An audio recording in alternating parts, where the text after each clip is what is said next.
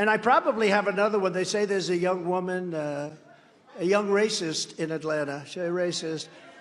And they say, I guess, they say that she was after a certain gang, and she ended up having an affair with the head of the gang or a gang member.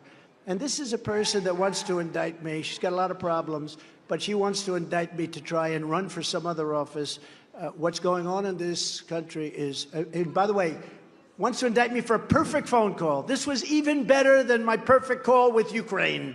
Remember that call? That was a perfect call. This one's better. This one is more perfect.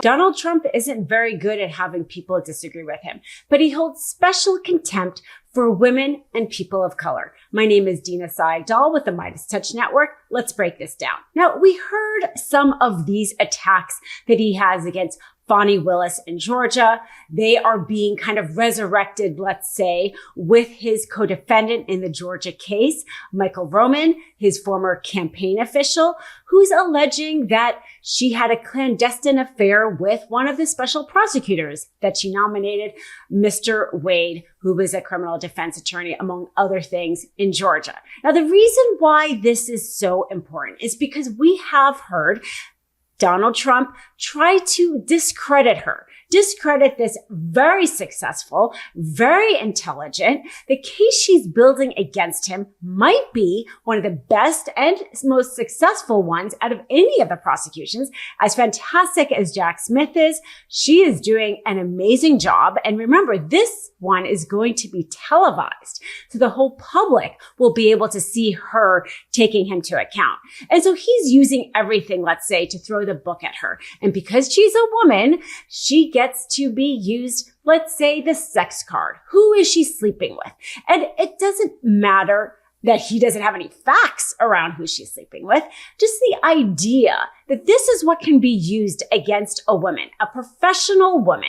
He first alleges that she's has a sexual relationship with a gang member, because she is a woman of color. So that's his way of discrediting both her as a woman and her race. And then this is being used again in this latest court filing. Now, more will be revealed about whether or not there was any relationship between the two of them.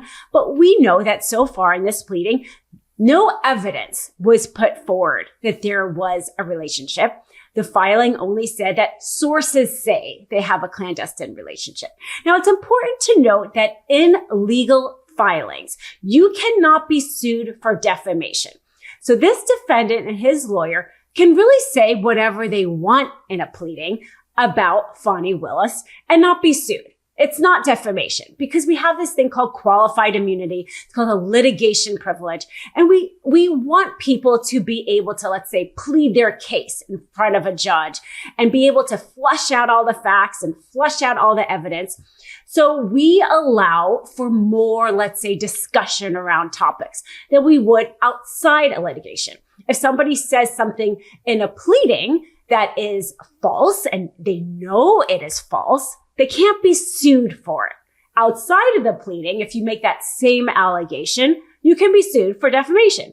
So that's important to note that his attorneys, they know that, right? In this pleading, they know that they can kind of say whatever they want about her and they're not going to be sued for defamation. So what do they say about her? She's a woman. Let's talk about this clandestine relationship she has. Let's not put forth any evidence around it. But hey, she's a woman and surely her relationships can be suspect. You're more likely to see that kind of argument against a female, let's say, than a male.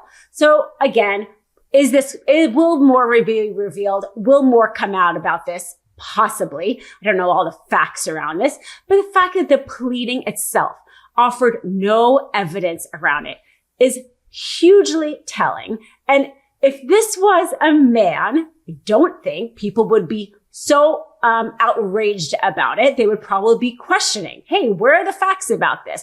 You can't just go accusing this man of having an affair. But no, it's a woman. And Trump and his associates know that it's very easy to make misogynistic comments against a woman. They're not going to get pushback in the MAGA world against misogyny comments around women. And we see this, right? We're seeing this on attack of healthcare and abortion, the willingness of courts to be able to substitute their own beliefs instead of a doctor's opinion for what should be decided about healthcare. You're minimizing a woman's rational decision-making over her own healthcare.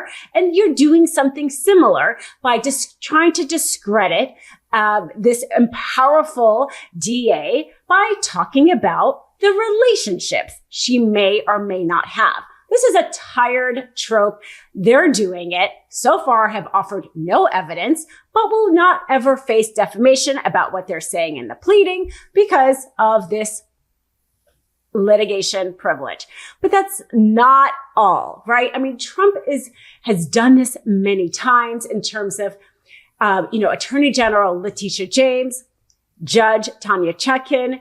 He's called, and also again, Fani Willis, all Black women he has called racist. He's called them racist for their very qualified, very reasoned approaches to him and the justice system. So the fact that they are women of color automatically makes them racist.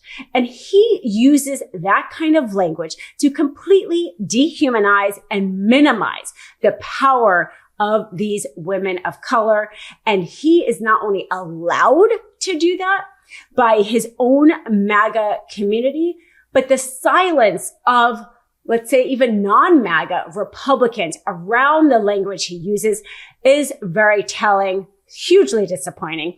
But he doesn't even just limit this to his opponents, let's say, in the Democratic world or, in this Justice Department, but even Nikki Haley, a fellow Republican, a woman of color, the first woman of color in the Republican Party to ever get this far, who may actually get the nomination, is that close to his power. And the criticism that he uses is yet again another birther argument. We saw him use this against President Obama, our very first Black president, claiming with zero evidence that he wasn't eligible to be president, right? He wasn't born in the United States only because his father was an immigrant. And here we see it again. Her parents were immigrants and not yet citizens at the time of her birth. But she was born here on the soil of the United States of America, clearly a natural born citizen, clearly the only requirement to be president. But we know that President Trump, as well as Vivek Ramaswamy, who's in kind of a similar situation where his parents were not yet citizens, want to change the Constitution to remove birthright citizenship, to not say that you can only be a citizen of the United States if your parents were citizens at the time you were born here. But that's not the way the Constitution is written. Does Trump care about that? No, because he often says things that he wants it to be, even if that's not the way the law is. But this argument, this birther argument that somehow she is not a legitimate citizen, and because she's a woman of color and she is the daughter of immigrants, is yet another racist trope that he pulls out and uses again and again. And it doesn't matter if you're a Democrat and it doesn't matter if you're a Republican. And where is the outcry from all the Republican Party that this is wrong and this is not okay? And people of color and people of immigrants are just as entitled to the full Constitution and the full benefits, including the right to become president, as anybody else. The silence is telling. And so we have to pay attention here on the MeidasTouch Network to the words that Trump continues to use and especially uses against people of color and of women. And criticism is always okay, but the misogyny and the racism is not. And it shouldn't become ever normalized. My name is Dina Doll with the MeidasTouch Network. Thanks for listening.